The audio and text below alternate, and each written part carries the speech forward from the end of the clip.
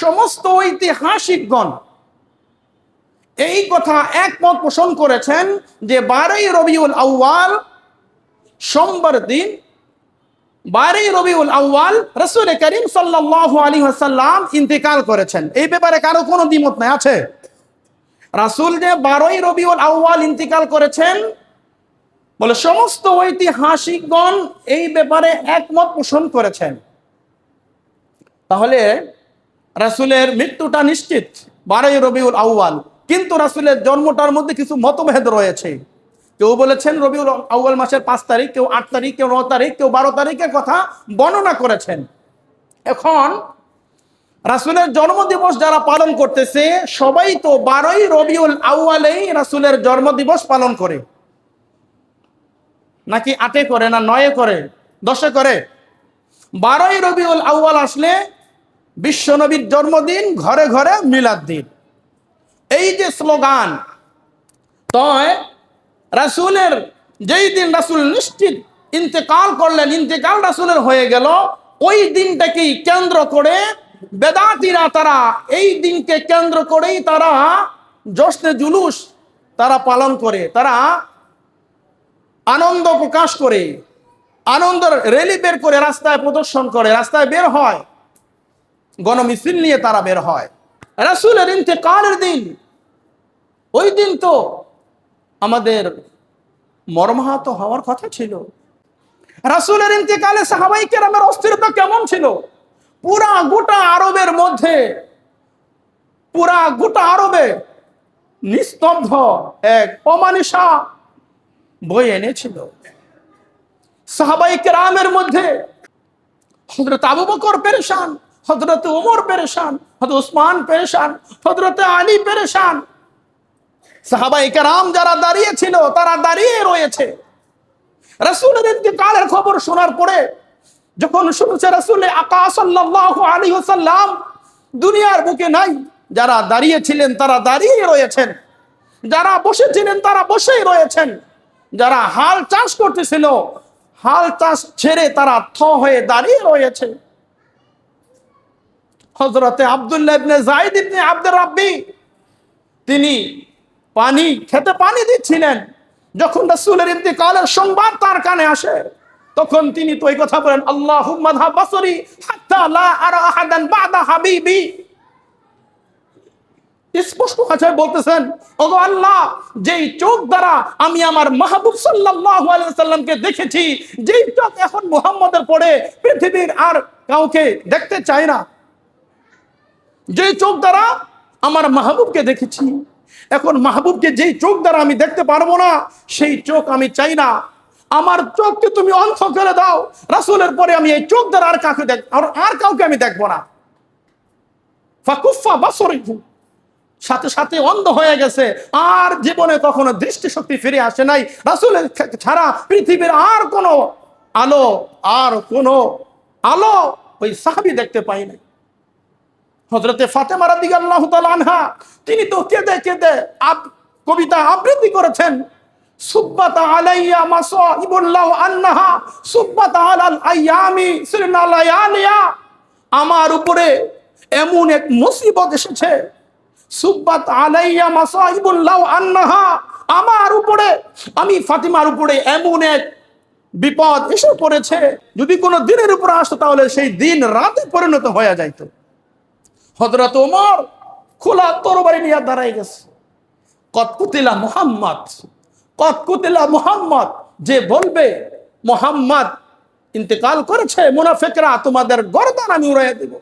কারো হিম্মত ছিল না, কারো সাহস ছিল না হযরত ওমরকে সান্ত্বনা দিবে, ওমরকে বুঝাবে, কারো সাহস ছিল না। তো সাহাবায়ে কেরাম, রাসূলের ইন্তেকালে সাহাবায়ে কেরামের অস্থিরতা কেমন ছিল। আর আজকে যত জশ্নের জুলুস, যত আনন্দের মিছিল, যত ঢোল তবলা, নাচ গান, বাদ্য যন্ত্র যা কিছু হচ্ছে সব রাসূলের 12ই রবিউল আউয়াল রাসূলের ইন্তেকালের দিনকে কেন্দ্র করে সব হচ্ছে, সমস্ত বেদাত শুরু হচ্ছে। রাসূল যদি এই জমানায় থাকতো তোমাদের যে কি অবস্থা হতো। মুসলমান,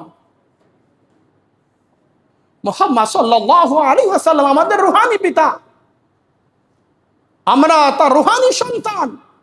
পিতার মৃত্যু দিবসে যে সন্তান আনন্দ উল্লাস করে, যে সন্তান উৎসব করে, সেই সন্তান কখনো বাবার সুসন্তান হতে পারে না, সেই সন্তান হলো বাবার কুসন্তান।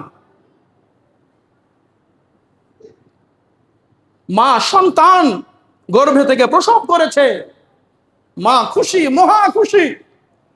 একটু পরেই যখন সন্তানটা দুনিয়া থেকে বিদায় হয়ে যায়, মা বেদনায় আর্তনাদ করে, চিৎকার করে, চোখের পানি পড়ে, রোনাজারি হার আহাজারি চলে। ওই মা যতদিন বেঁচে থাকে, ওই মা ওই দিনটাকে মা সুখ দিবস দেখে। মা সন্তান দুনিয়াতে এসেছিল, সন্তানের খুশির কথা মা ভুলে যায়, কিন্তু মনে করে এই কথা, হারে আমার সন্তান এই দিন দুনিয়া থেকে বিদায় নিয়েছে, আমার সন্তান এই দিন দুনিয়া থেকে চলে গেছে। আনন্দের চেয়ে বেদনাটা সবচেয়ে বেশি। রাসূলের প্রতি এত ভালোবাসা, এত ভালোবাসার বহিঃপ্রকাশ দেখাতে চাও। রাসূল প্রতি সোমবারে রাসূল রোজা রেখেছেন, প্রতি সোমবারে রাসূল রোজা রেখেছেন। তুমি আশিকে রাসূল, তুমি কয়দিন সোমবার রাসূলের জন্মদিবসে তুমি রোজা রেখেছ? রাসূলকে ভালোবাসার দাবিদার, রাসূলকে মহব্বত করো, রাসূলকে ভালোবাসো বদলাম। রাসূল তো এই দিন প্রতি সোমবার রাসূল রোজা রাখতেন, তুমি কয় সোমবার রোজা রেখেছ? রাসূলের যে আদর্শ, রাসূলের যে সুন্নত, 3.5 হাত বডির মধ্যে রাসূলের যে সুন্নত, রাসূল কিভাবে চুল কেটেছে, তুমি কিভাবে চুল কাটো? রাসূলের পোশাক কেমন ছিল, তোমার পোশাক কেমন? রাসূলের চেহারার মধ্যে সুন্নতি লেবাস, রাসূলের চেহারার মধ্যে সুন্নতি দাড়ি ছিল, তোমার তো সুন্নতি দাড়ি নাই। তুমি মারা গেলে তোমাকে মাটি দিবে না চিতা দিবে, মানুষ এটা নিয়ে মানুষ সন্দেহের মধ্যে আছে। অপরিচিত জায়গায় রাসূলের সুন্নত আদর্শ তোমার মধ্যে নাই, তুমি মারা গেলে তখন তোমাকে মাটি দিবে না মানুষ তোমাকে চিতা দিবে, সেই বিষয়ে মানুষ তখন সন্দেহ প্রকাশ করে।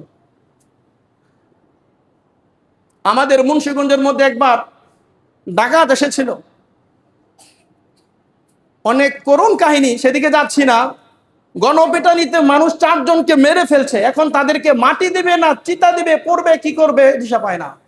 থানা থেকে প্রশাসন আসছে, সকলকে সরাইয়া বলে এবার তার সতর খোলো, তার বস্ত্র বিবস্ত্র করো, তাকে দেখাও সুন্নতে খতনা আছে কিনা। যদি সুন্নতে খতনা থাকে তাহলে কবরস্থানে তাকে সমাধিত করো, তাকে কবর দাও, আর যদি সুন্নতে খতনা না থাকে তাহলে তাকে চিতা দাও। মৃত্যুর পরে কত ব্যাস যদি চিন্তা করছেন। অপরিচিত জায়গায় মারা গেলে কি করবে, আপনাকে এই অবস্থায় হবে। শুধু রাসূলকে ভালোবাসি, রাসূলকে মহব্বত করি, শুধু মুখে মুখে বললে চলবে? আপনার রাসূলের প্রতি এই ভালোবাসাটা তো আবু লাহাবের ভালোবাসার মতো হবে। বলে কেমন? রাসূল যখন পৃথিবীতে জন্মগ্রহণ করেছিল, আবু লাহাবের বাদী সুয়াইবা বলেছিল, মনিব আমার, আপনাকে একটা সুসংবাদ দিব। কি সুসংবাদ? বলে আব্দুল্লাহর ঘরে সুন্দর ফুটফুটে একটি কলিজা টুকরা সন্তান হয়েছে। বলে আমার ভাতিজা হয়েছে, এত সুন্দর সংবাদ আমাকে দিলা, যাও এই সুসংবাদের কারণে আমি তোমাকে মুক্ত করে দিলাম, তোমাকে আজাদ করে দিলাম। মুহাম্মাদের জন্মের সুসংবাদ তার বাদী যখন দিছে, বাদীরে মুক্ত করে দিছে, আজাদ করে দিছে। মৃত্যুর সময় বলছে, চাচা খালি একবার পড়েন কালিমা লা ইলাহা ইল্লাল্লাহ মুহাম্মাদুর রাসূলুল্লাহ, জান্নাতে পৌঁছায় দেবো। আবু লাহাব কি বলছে? ইখতারতুন নার, ফতুয়ার কিতাবের মধ্যে আসছে, ইখতারতুন নার আলাল আর, ইখতারতু আমি গ্রহণ করলাম, কবুল করলাম। নার মানে আগুন, জাহান্নামের আগুন। ইখতারতুন নার, ভাতিজা জাহান্নামের আগুন আমি কবুল করলাম, গ্রহণ করলাম, এটাকেই আমি অ্যাকসেপ্ট করে নিলাম। আলাল আর, দুনিয়ার লাঞ্ছনা, অপমাননা, অপদস্থ থেকে আমি জাহান্নামের আগুনকেই আমি বাইসা নিলাম। ভাতিজা এখন যদি কালিমা পয়রা মারা যায়, সবাই বলবে শেষ পর্যন্ত তো ভাতিজার ইসলামের উপরে, দিনের উপরেই তো ইস্তেকামত থেকে মারা গেল। আবু লাহাব, এই যে মানুষ আমাকে তিরস্কার করবে, ভর্ৎসনা করবে, বলে মানুষের তিরস্কার থেকে বাঁচার জন্য, বলে মানুষের এই বরৎসনা থেকে বাঁচার জন্য, তিরস্কার থেকে বাঁচার জন্য আমি জাহান্নামের চিরস্থায়ী জাহান্নামের আগুনকে পয়সা নিলাম। ইখতারতুন নার আলাল আর, জাহান্নামে যাব, আমি জাহান্নামের আগুন গ্রহণ করব, তবুও আমি অপদস্থ, লাঞ্ছিত, অপমাননা থেকে বাঁচার জন্য আমি জাহান্নামের আগুনকে পয়সা নিলাম। তাহলে যারা আজকে শুধু মুখে মুখে বলি রাসূলকে ভালোবাসি, রাসূলকে মুহাব্বত করি, না আছে রাসূলের আদর্শ, না আছে রাসূলের সিফাত, না আছে রাসূলের গুণাগুণ, রাসূলের বৈশিষ্ট্য, না আছে তার সূরতের মধ্যে, না আছে তার সিরাতের মধ্যে, না আছে তার ব্যক্তিগত জীবনে, না পারিবারিক জীবনে, না সামাজিক জীবনে, না রাষ্ট্রীয় জীবনে, না আন্তর্জাতিক জীবনে, বলে কোনোভাবেই রাসূলের আদর্শের উপর অটল অবিচল নাই, বলে তাহলে তো তুমি তো আবু লাহাব মার্কা রাসূলের মুহাব্বতের দাবিদার। কি বলেন?